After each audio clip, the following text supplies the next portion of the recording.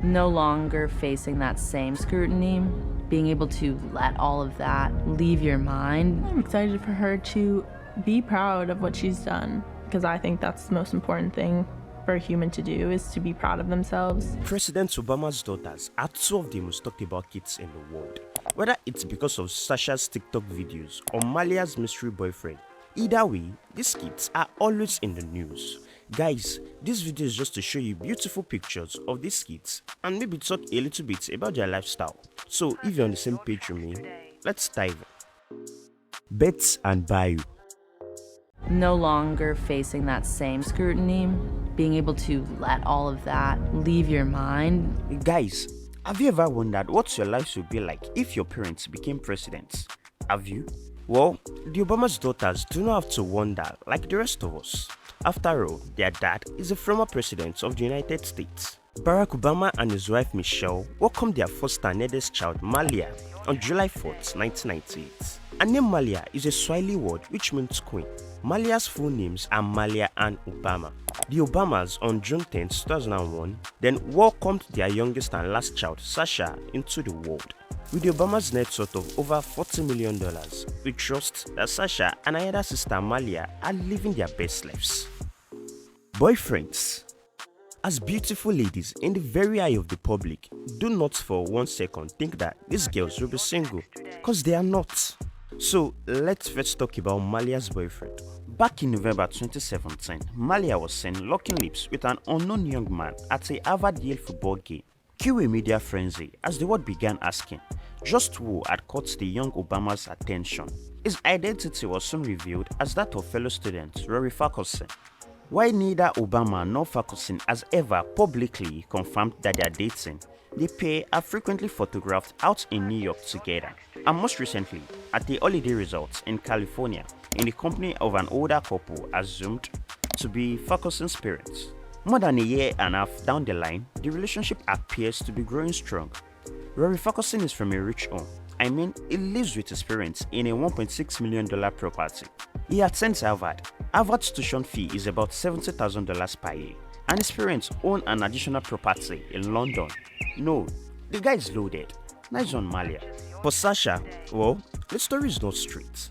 Back in 2019, a cute young chap named Chris Milton decided to face his fears and make his prom night a dream come true. Chris also had his primary education at the Tudor French School, just like the Obama's daughters. Asked Sasha to prom.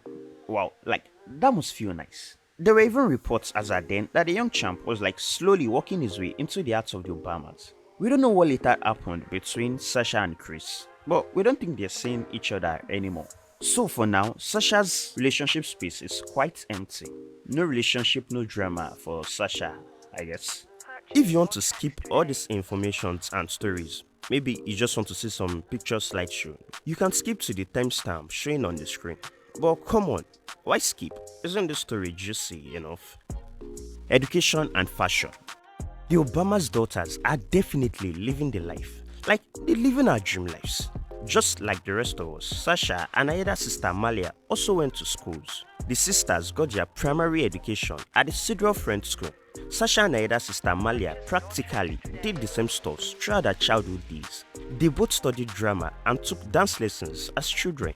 Well, talking about being a fashionista and slaying, these kids are pros. They do not necessarily wear designers and all, but they slay in their essentials any day, anytime. Where do they live? When former presidents and their families head back to their normal life, they're given 7 months of transition funding, 10 years of Secret Service protection, and 30 months of private staff for the salary not exceeding $150,000. So they are not exactly tossed out in the cold. But where do they go? Former President Barack Obama was exceptionally vocal about his living plans after his administration. Though many expected him to return to Chicago, Obama decided to stay in Washington, D.C. to allow his youngest daughter, Sasha, finish her education.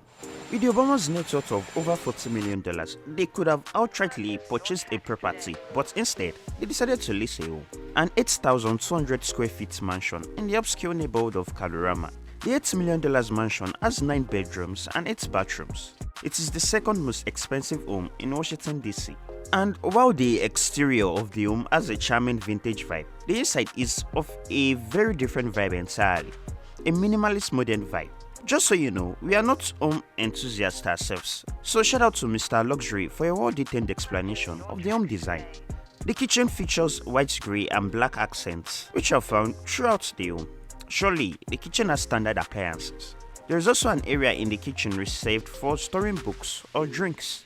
Beyond the living room, there are several sitting areas. The window boards attach the outside of the house to the inside with their vintage designs, while also sporting the smooth lines and moderate tones found inside of the home. The main living room has a subtle and cozy vibe. The dining room also looks really nice. The bathrooms are big enough, with a busy black and white wallpaper and a grey tile floor. I like what the Obamas did with the bathroom. I think it's really cool. There is also an upstairs living room, which for me is the most beautiful place in the Obamas mansion. There is also a gym room and a master bedroom with vintage windows and minimalist views. Outside, there is a large courtyard and a backyard with enough space to lounge, relax and soak up the sun. The Obamas mansion is really a beauty to behold. We know that the Obama's daughters are gonna grow up to become important people in the world, and we can't wait to see what they grow up to be like. No longer facing that same scrutiny, being able to let all of that leave your mind. I'm excited for her to be proud of what she's done, because I think that's the most important thing for a human to do, is to be proud of themselves.